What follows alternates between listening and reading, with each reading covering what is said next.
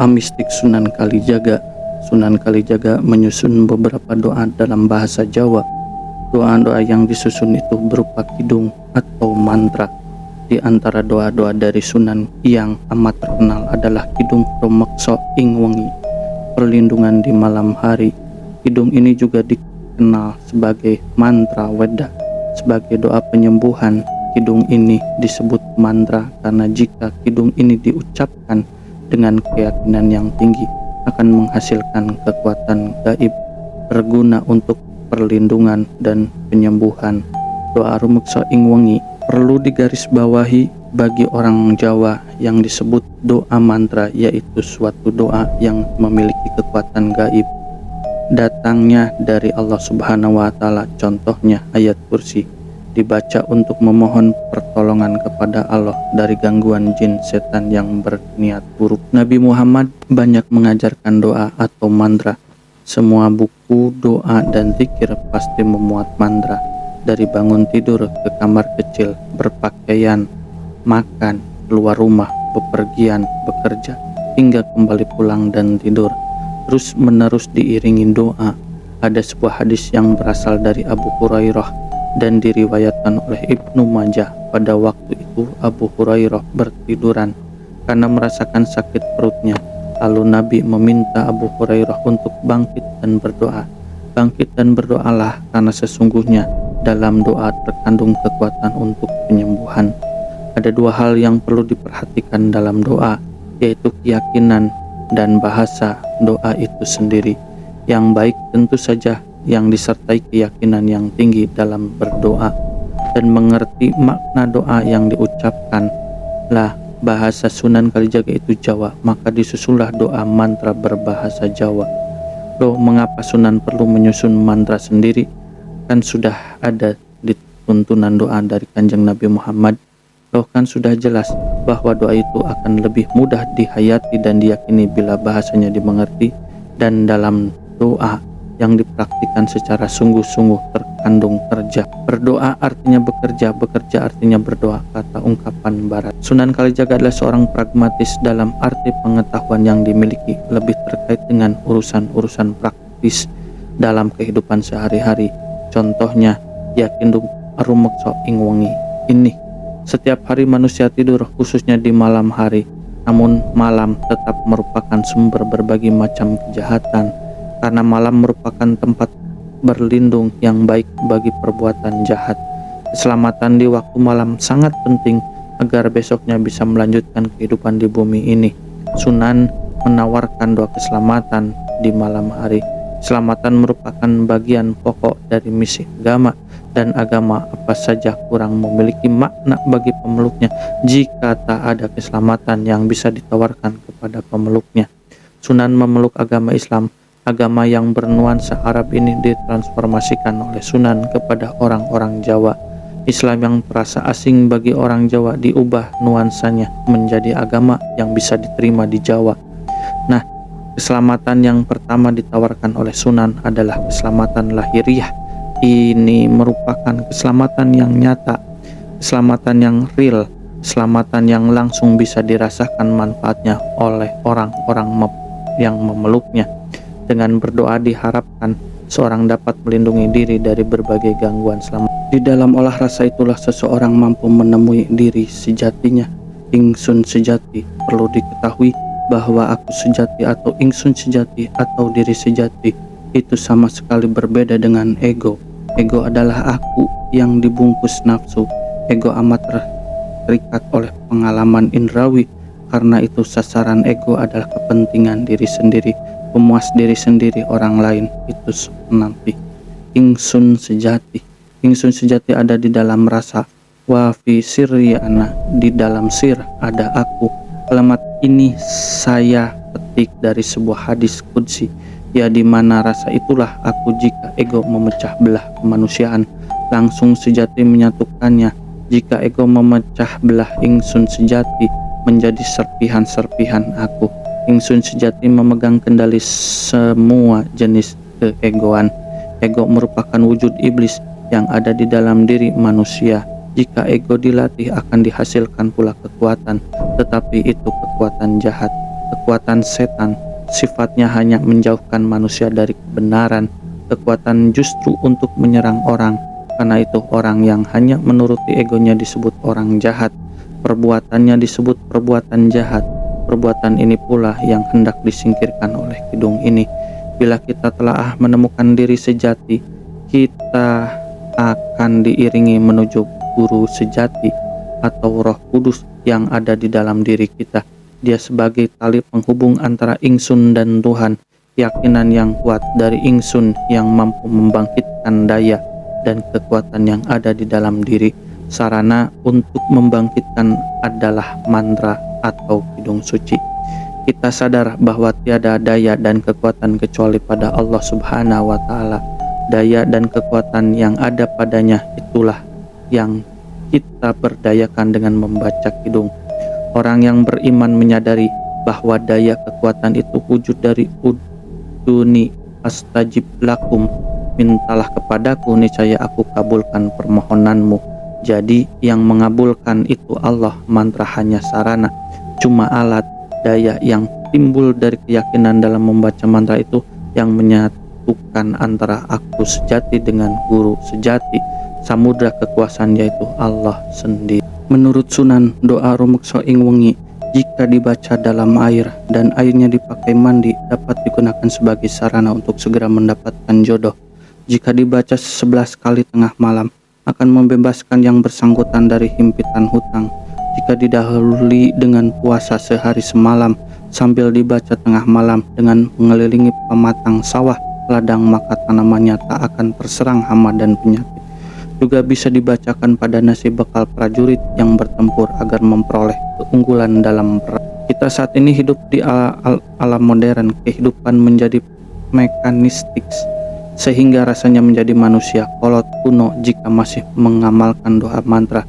Dalam pikiran kita timbul keyakinan bahwa penyakit ya harus disembuhkan dengan obat atau secara medis kedokteran. Kalau ada hama yang menyerang tanaman ya harus dikendalikan dengan menggunakan pestisida. Kalau hendak segera mendapatkan jodoh ya banyak bergaul dan ramah kepada orang lain. Nah, disinilah kita harus memahami makna pencegahan dan penyembuhan. Apa yang ditawarkan oleh dunia modern adalah penyembuhan. Untuk menyembuhkan suatu penyakit atau krisis dalam kehidupan, kita sering lupa bahwa mencegah satu penyakit memberikan hasil yang jauh lebih baik daripada penyembuhan. Penyembuhan menimbulkan bekas luka, sedangkan pencegahan berarti mempertahankan semuanya berjalan dengan baik. Obat bagaimanapun baiknya adalah racun, karena itu orang yang minum obat lebih dari takarannya akan mati. Ya, karena obat itu racun, memang dalam takaran yang tepat, dosis yang kecil obat akan membunuh penyakit yang dituju. Coba perhatikan sifat racun menghabis dalam takaran yang kecil, penyakitlah yang terbunuh. Tetapi jika melebihi takarannya, manusialah yang terbunuh. Karena itu doa yang diajarkan oleh Sunan Kalijaga tetap relevan hingga hari ini. Meskipun doa tersebut disampaikan dalam bahasa Jawa, doa itu tidak melanggar prinsip ketauhidan. Doa yang diajarkan itu selaras dengan ajaran Islam, sesuai dengan penyembuhan alternatif di negara-negara maju. Tidak perlu ragu untuk mengamalkannya, sebagaimana disebutkan di atas. Agar doa tersebut dikabulkan Allah, maka untuk mengamalkannya harus didahului puasa mutih. Doa rumekso ing wengi, anak kidung rumeksana ing wengi, teguh hayu luputa ing lara, luputa billahi kabeh, cim setan datan purun, paneluhan tan anaweng pani, miwah penggawane Allah, gunaning wong luput, geni tamehan tirta, maling adoh tan anak ngarah ing mami guna tutupan sirna, sekeing lara pan samyak bali, sakeh ngama pan sami miruda, ulas asih pandulune, saking braja luput, ading kapuk tibaning wesi, saking wisa tawa, soto galak tutut, kayu aing lemah sangar, songing landak buening wong lemah miring, nyandang pakiponing merak, paku pakaning warak sakalir, nadya arca mayang sagara, asat temahan rayu kabeh, apa sarirah ayu, sakideran kang widedari, tingsa malaikat, lang sakung para rasul pinangkung ing hyang sukma ati Adam utaku baginda esis pangucap ya Musa napaksu nabi ing salinuwih Nabi Yakub pamiyarsaning wong Daud suaraku mangke Nabi Ibrahim nyawaku Nabi Sulaiman saketan mami Nabi Yusuf rupaning wang Idris ing rambutku baginda ngali kuliting wang Abu Bakar geti daging ngumar singgih bulung baginda ngasus sang sumingsun Fatimah linuwih Siti Aminah bayuning aga Ayub ing ususku mangke Nabi Nuh ing cejantung Nabi Yunus ing otot mami netraku ya Muhammad pamuluku Rasul pinayung Adam kawa sampun papek sakatahe para nabi dadya sarira tunggal. Terjemahan dalam bahasa Indonesia. Ada kidung remaksa ing wengi yang menjadikan kuat selamat terbebas dari semua penyakit, terbebas dari segala petaka, jin dan setan pun tidak mau, segala jenis sihir tidak berani, apalagi perbuatan jahat. Guna-guna tersingkir, api menjadi air, mencuri pun menjauh diriku. Segala bahaya akan lenyap, semua penyakit pulang ke tempat asalnya, semua hama menyingkir dengan pandangan kasih, semua senjata tidak mengena, bagaikan kapuk jatuh di besi, segenap racun menjadi tawar, binatang buas menjadi jinak, pohon ajaib tanah angker, lubang landak gua orang, tanah miring dan sarang berak.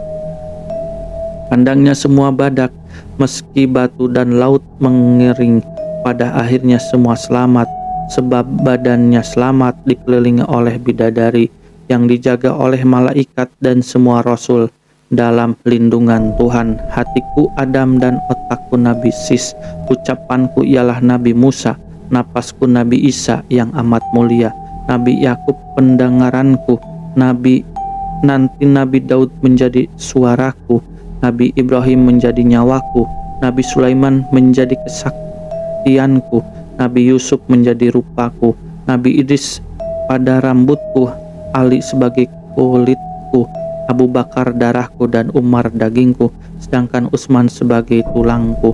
Sumsumku adalah Fatimah yang amat mulia, Siti Aminah sebagai kekuatan badanku. Nanti Nabi Ayub ada di dalam ususku, Nabi Nuh di dalam jantungku, Nabi Yunus di dalam otakku.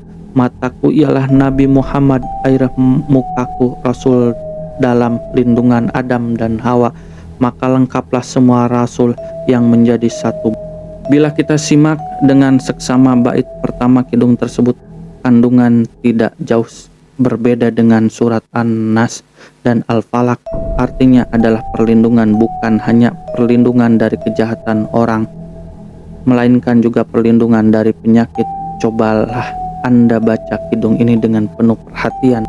Ada kidung rumaksa ing wengi menyebabkan kuat selamat terbebas dari semua penyakit, terbebas dari segala petaka, jin dan setan pun tidak mau, segala jenis sihir tidak berani, apalagi perbuatan jahat. Guna-guna dari orang tersingkir, api menjadi air, pencuri pun dariku, segala bahaya akan lenyap. Kidung dalam bahasa Jawa bisa bermakna sabda atau firman. Dengan demikian kidung ini merupakan sabda suci yang dimaksudkan untuk menjaga diri di malam hari. Seperti yang dijelaskan, malam hari merupakan sumber berbagai macam kejahatan. Meski di siang hari banyak terjadi kejahatan, tetapi di malam hari lebih banyak lagi, karena banyak kejahatan yang dilakukan secara tidak terang-terangan. Berdasarkan kenyataan di atas, bait pertama ini berisi ajaran tentang perlindungan dari berbagai kejahatan yang bisa dilakukan di malam hari, bukan hanya kejahatan dari hasil perbuatan jahat orang atau pencurian, melainkan juga kejahatan gaib seperti sihir, teluh, tujuh, santet, dan sebagainya. Dengan melafalkan kidung ini, berbagai kejahatan malam tersebut akan menyingkir, bukan diperangi melainkan ditolak, bukan disingkirkan melainkan kejahatan itu sendiri yang menyingkir. Memang di alam modern ini seolah-olah tak ada kejahatan gaib atau metafisik, seolah-olah tidak ada, terutama bagi yang tinggal di kota besar. Tapi jika kita baca berbagai keluhan dalam surat kepada banyak, kita temukan berita tentang orang yang dihipnotis dan diambil barang-barang berharga miliknya tanpa disadari. Juga berita orang yang diguna-guna, orang dipelet agar jatuh cinta. Bagaimana ini? Lah wong cinta kok dipaksa-paksa. Ada lagi yang untuk mempertahankan atau meraih jabatan. Orang pergi ke dukun atau paranormal lalu melakukan jampi-jampian dalam bungkusan kain di dalam atau sekitar ruang kerjanya. Hal semacam ini pernah diekspos, dibeberkan di banyak media massa beberapa tahun yang lalu. Mengapa hal-hal yang berbau mistis terjadi di Nusantara ini? Hal ini tak bisa dilepaskan dari budaya-budaya yang ada di Indonesia. Sampai sekarang kita masih dengar cerita tentang Ratu Kidul, babi ngepet, tuyul, tukang pelet, daerah angker, dan lain-lain. Selama berbagai mitos ini masih hidup di tengah masyarakat, maka kekuatan gaib atau metafisik yang negatif itu tetap eksis, tetap ada.